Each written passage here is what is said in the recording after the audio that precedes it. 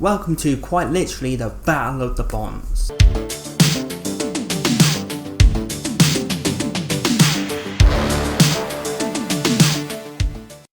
Hey people, welcome back to my movie obsession, a place for reviews and rankings, geeky discussion and nostalgia. And in this video, it is time to rank the best James Bond film of all time, in my opinion. If you haven't seen my James Bond rankings, I have ranked the best film of each Bond actor, and now I am pitting those immortal Bond classics against each other. So grab your vodka martini, shaken not stirred, and let's do this. Number 6 on the list is the best Roger Moore James Bond film, For Your Eyes Only. Now why is this the best Roger Moore one? Well, he decides to get more serious in this one. Literally, if you don't think the Roger Moore James Bond is serious, he kicks an unfortunate bastard off of a cliff. He's tough.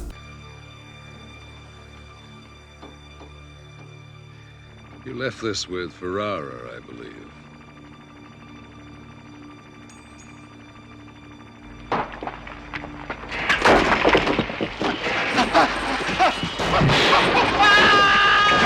Now the Roger Moore Bond films have got very extravagant with their plots, very over the top, very bonkers. This one is very ground level, with Bond working with a lady called Melina, who is trying to avenge her parents' death. So there's a lot of emotion to this film. It's more serious, it's more drama based. Bond has a very nice connection with Melina, the Bond girl, who is one of the best in the series. She's extremely memorable. She was a big step forward for the Bond girl. She's very tough, she's very aggressive, she doesn't listen to Bond, all that, but she's written well. And this film is written well, this film is executed well. And there's still the one-liners here and there from Roger Moore's Bond. There's still a bit of that campiness, but ultimately it is very gritty. It's very gritty, and surprisingly enough, Roger Moore looks right at home. Like, if they'd have made more gritty Roger Moore films, he probably could have done it, guys. There is a wonderful combination in this film, which I always remember watching as a kid. I have that strong image of Bond climbing up the cliff while some arsehole at the top is trying to kill him and make sure he can't climb up. That is a tense, well shot scene, and one of the best combinations, I think, and very unique for the Bond series, because normally it's just Bond going in, shooting everything up and facing the villain. This is Bond climbing a cliff as the combination. It's very unique, and it's very well played by Roger Moore. You really believe he's in peril. It's a sequence that has your heart in your mouth. Now, I wish I could have put Roger Moore higher on the list. He's one of my favourite James Bonds, but this is so hard. It's so hard, and there are 5 films better than For Your Eyes Only. So let's get into the next one. Number 5 is The Living Daylights. In 1987, a younger, fresher, more aggressive, more quick to anger James Bond leaped into action. Timothy Dalton reinvigorated the James Bond series. Now you may say, why do I prefer Living Daylights over Licence to Kill? Which is very, very ground level, very, very dark. It's basically Timothy Dalton's Bond in his element, very close to the Bond of the books. But this one, I respect how they didn't just sod off everything that had been with James Bond. They went, let's keep the fans happy and let's have a tiny bit of campiness. Timothy Dalton still has the charm, he still flirts with Moneypenny, still has a few one-liners here and there. And it's very admirable, because most people who come in to change franchises would immediately change everything and scrap everything we loved.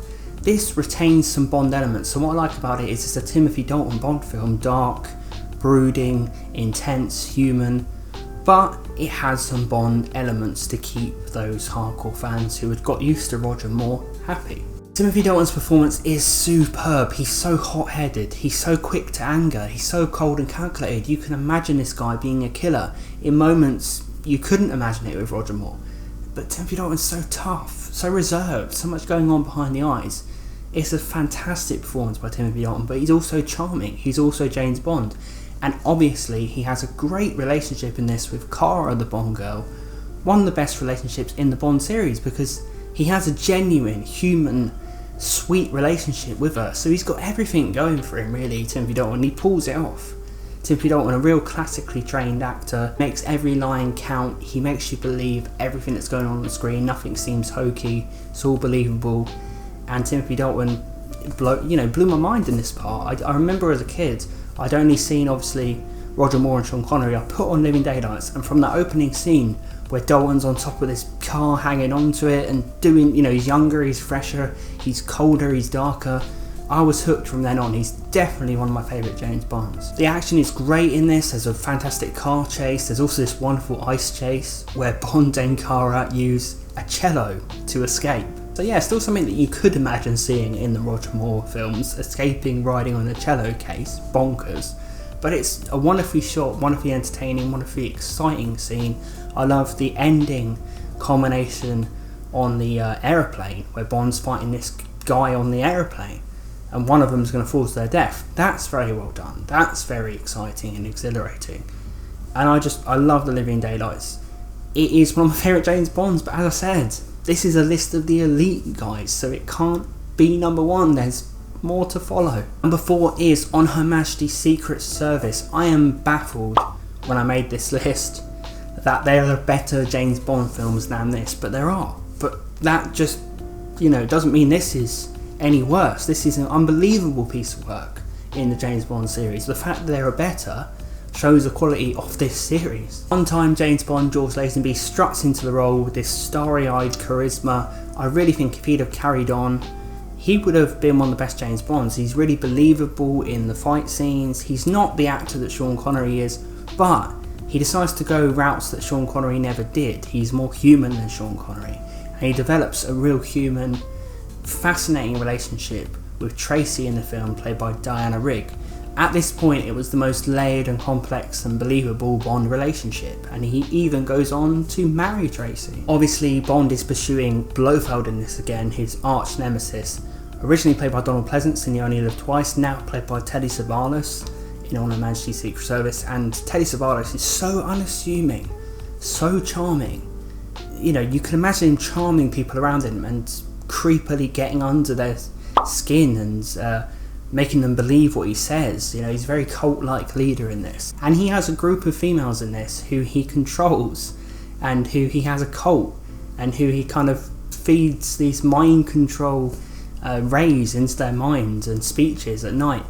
Very, very crazy and bananas plot for the late 60s. Very ambitious. Director Peter Hunt, who had edited a lot of Bond films before this, really leaves his mark. His direction is so stylish, so classy, so polished, and his action scenes are sensational for the time.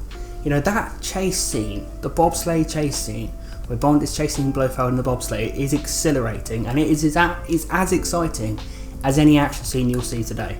And I have to give Peter Hunt credit because it's a phenomenal scene. 1969, and your heart is in your mouth when you're watching it. It's an unbelievable scene, and there's many other moments in it. And Peter Hunt is very concerned with having everything meticulous, having everything seem extravagant. Very extravagant looking film, and no shot is wasted. So Peter Hunt was wonderful directing On Her Majesty's Secret Service. I truly do believe George Lazenby would have been in the elite if he'd have stuck around, but unfortunately his agent told him that secret agent films would become obsolete in the 70s. I guarantee that agent became obsolete, but James Bond certainly didn't. We are so close, aren't we? We are into the top 3. These are, in my opinion, the 3 best James Bond films ever made. It breaks my heart to put them in any order, but I have to do it. Let's do this. How's that vodka martini going? Shaken, not stirred. I've never actually tried that. So it's just a drink that I've heard Bond order. Does it even exist? Can you order that in a bar when everything opens up again? Maybe I should order it. I'd be like, can I have a vodka martini, shaken, not stirred? They'd be like, fuck off, you weirdo. Number 3 is Skyfall. For me, this is Daniel Craig's magnum opus as James Bond. It's kind of the culmination. I know we had Spectre after, but for me, it feels like the culmination of his journey as James Bond. What I love about this, and I know a lot of fans don't feel this way, but I really like how it was ambitious, how it decided we're going to make the supporting characters count. We're going to update the Bond series in ways that are interesting. So basically what we'll do is we'll take M, we'll take Moneypenny, and we'll take Q, and we'll make them actually characters. We'll make them involved in a story. We won't just make it be Bond season once and then buggers off. In this, they're all involved, and it kind of elevates like a Bond family to the forefront. And you get more dimensions to the James Bond universe. More people are capable of helping Bond than you think. Of course, you have the incredible Judi Dench as M, Ben Whishaw as the new Q, Naomi Harris as the most ambitious version of Moneypenny yet, They all come in and they stand by Bond, and I know they were probably more involved in Spectre, but this was the beginning of it. And I love the relationship between James Bond and M in this. It's very mother and son, but there are higher stakes thrown into it, where James Bond has to now protect M. And Daniel Craig and Judi Dench do wonderful at showing this connection, showing this affection that they have. They try and be all business, but they do. They have love for one another. And the final scene where Bond is, of course, protecting M from a siege. Bond is defending a house from a siege. Is different from any James Bond film. Normally it's Bond going to the lair and fighting. This is they're coming to him, and Bond is alone, kind of under house arrest with M, and he's defending her. It's a fantastic scene. So incredibly tense and gritty and ground level. And Sam Mendes is the director of this, and it's some of the best direction in the Bond series. The cinematography is staggering. Just the way that Sam Mendes presents everything is with so much meticulous precision.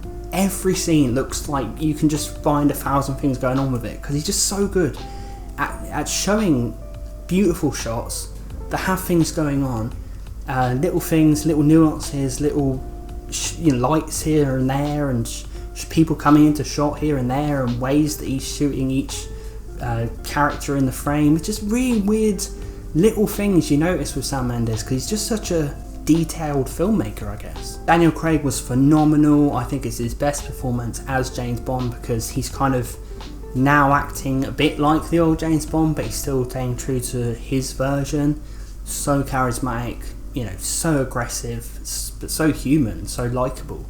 Wonderful performance as James Bond. And I never used to be too keen on Daniel Craig in the Bond series. Now I absolutely love him. I don't have any Bond actor who I think is bad. I genuinely don't. I think they're all brilliant.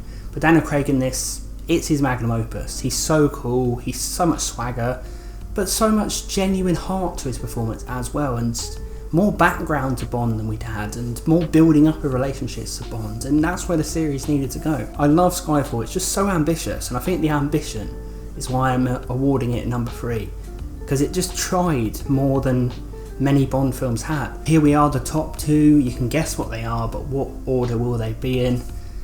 Let's not keep the suspense going any longer. Number 2 is Goldfinger. Goldfinger, for me, it probably is the Bond film with the most swagger ever made. The most celebrity swagger.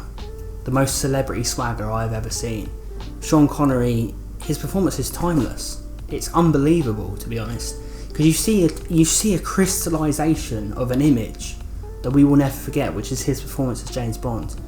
Everything about it, his charisma, his charm, his way of delivering lines. He created a character in this film who is unforgettable and is timeless, and just, we cannot ever forget how much Sean Connery did. Obviously the other actors, were great, but Sean Connery created the prototype that we're still following, and he did it in Goldfinger. No disrespect from Russia with Love and Dr. No, but this is where he crystallised James Bond, and everyone had to live up to this. I think what makes this movie so high up, obviously, other than just being a great Bond movie, is it has all the elements. They all come in this film. The Aston Martin, the crazy henchman, the crazy supervillain, the memorable Bond girls who stand up alongside James Bond. So many elements, the death traps that Bond finds himself in, all that stuff, the conversations Bond will have with the supervillain, it all started here. So Goldfinger, it's just an iconic movie, and it's an iconic movie in any genre. I genuinely feel like that. I feel like even non-James Bond fans can watch Goldfinger, because you're getting everything. If you find the James Bond series a bit tiresome, just watch Goldfinger and you'll have everything fulfilled in one watch. Pussy Galore, played by Honor Blackman, still, like all these years later, with so many other Bond girls, is still one of the most memorable Bond girls. And the second she is on camera, the movie star aura, the presence, she stands toe to toe with one of the biggest movie stars on the planet at the time, Sean Connery. And she stands toe to toe as a woman, as a strong female. She's got lines that are memorable. She's got an appearance that's memorable, a delivery that's memorable. She only has a few lines. She only has a few scenes. But we still remember Pussy Galore. And you have to tip your hat to Honor Blackman for that. Rest in peace. she was a movie star. She was a legend. One thing I noticed when I rewatched Goldfinger over the years is the pace is incredible. If you watch Dr. No and From Russia with Love, great movies, but the pace is a bit slower. It is quite slow. Whereas Goldfinger, it starts and the film just literally grabs you by the collar and goes, I'm the James Bond series. I'm going to be around for the next 50 years. Live with it. And you enjoy being grabbed by the collar and everything it says, because everything is delivered to a T and it's constant entertainment.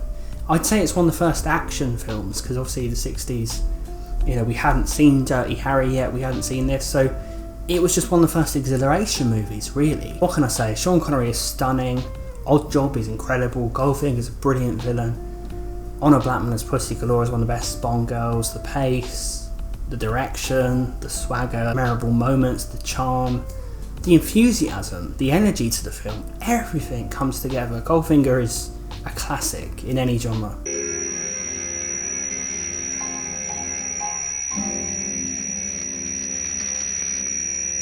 This is gold, Mr. Bond. All my life I've been in love with its color, its brilliance, its divine heaviness. I welcome any enterprise that will increase my stock, which is considerable. I think you've made your point, Goldfinger. Thank you for the demonstration. Choose your next witticism carefully, Mr. Bond. It may be your last. The purpose of our two previous encounters is now very clear to me. I do not intend to be distracted by another. Good night, Mr. Bond. Do you expect me to talk? No, Mr. Bond, I expect you to die. And we have reached number one.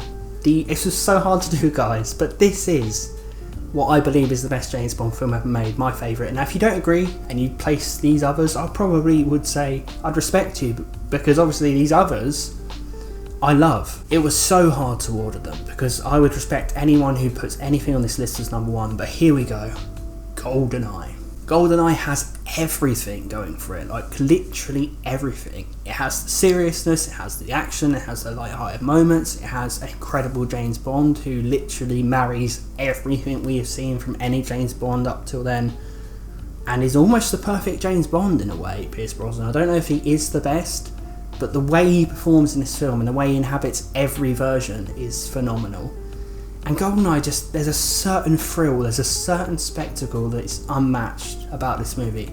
I genuinely think that. It's just a special movie, GoldenEye. And I think one of the things that makes GoldenEye such a special movie is that Martin Campbell, who also directed Casino Royale, which was another fantastic new beginning for the series, again, it was make or break. He started the series again with Pierce Brosnan, and he retained the greatness of the Bond series, but updated it so well, gave Bond a rivalry with another 00 agent who ended up being the villain, played by Sean Bean. So it was ultimately Bond versus Bond, because Sean Bean was kind of considered for James Bond. So that was an incredible kind of back and forth.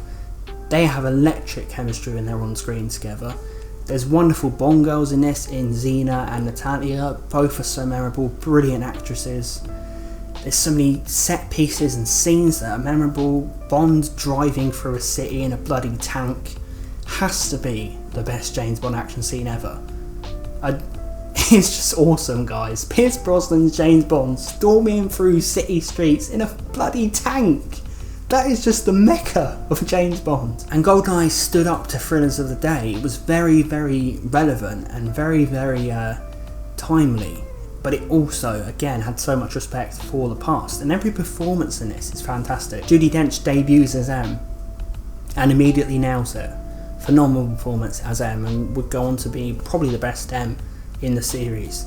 And Pierce Brosnan again comes in with this rock star energy and charm, and he doesn't even have to settle in. Lots of the Bond actors have to settle in. Pierce Brosnan doesn't. I would say GoldenEye is his best performance as James Bond. So, GoldenEye exists. Yes. Could this be an accident? No. The helicopter. If he wanted to steal the GoldenEye, it was the perfect getaway vehicle. Setting off the blast was the ideal way to wipe out any trace of the crime. The Janus Group? They may have been involved with the helicopter. I know the Russian failsafe systems. You just don't walk in and ask for the keys to the bomb. You need the access codes.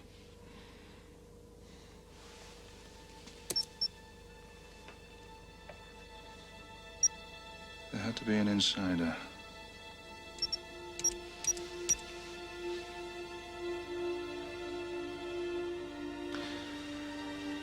And at least one person probably knows who it is. And I feel so really sorry for him that his later films didn't have as good scripts, because he could have gone on to be the best James Bond, Pierce Brosnan, because there's just something about him. You can tell. If you watch interviews with a guy, he tells you he studied all the Bonds. And that's great. He's just so much respect for the series. And he created his own take, but he respected every Bond that have come before. Full of almost a youthful exuberance, because he wasn't exactly old at this point, Pierce Brosnan, so he's a bit cheeky in the role, but he's also very human. He has a very human relationship with Natalia. And again, when you manage to team all these elements, most people will say it's either too camp or it's too dark. When you team it all together, that's when you know you've done well. And other Bond films have done it, but I think GoldenEye does it perfectly. Think I'm impressed? All of you with your guns, your killing, your death, for what?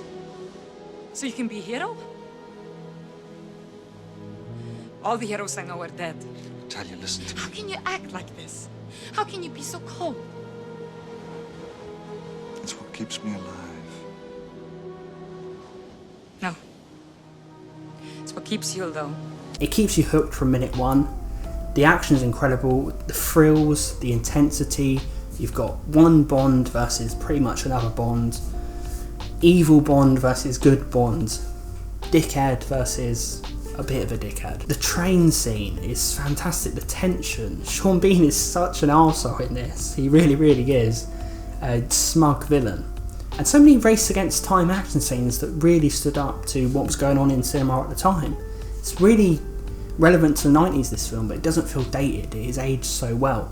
And if you guys get the chance, check out Pierce Brosnan's watch along he did for this film on YouTube. I'll probably put it in the description actually if you haven't seen it, because it's essential. The man is so wonderful, so charming, so lovely to listen to.